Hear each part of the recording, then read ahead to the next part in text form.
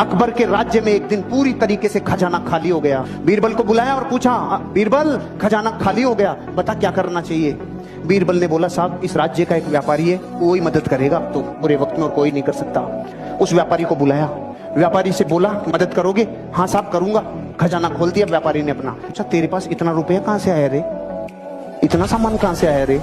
कि कुछ नहीं साहब, मैं टैक्स को चोरी करना जानता हूँ, कैसे कैसे चोरी होता है टैक्स। मैंने आप ही के जितने टैक्स थे ना उन्हीं में से सब बचा बचू के इतना सामान इकट्ठा कर लिया।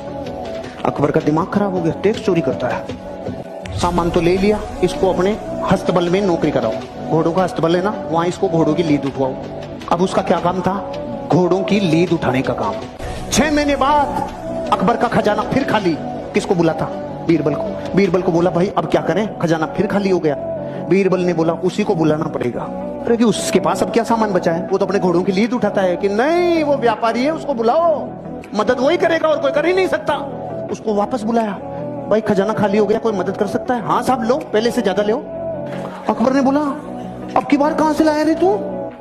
कुछ नहीं साहब, आपके जितने भी घुड़सवार थे, जितने भी सेनापति थे, सब भ्रष्टाचारी थे। सारे भ्रष्टाचारियों को बोला, तुम्हारी पोल खोल दूंगा, मुझे सही मुद्राएं, सोने की मुद्राएं देते जाओ, नहीं तुम्हारा गेम ओवर। वहीं से कमा लाया मैं तो भाई साहब। अकबर का गुस्सा चरम सीमा पे।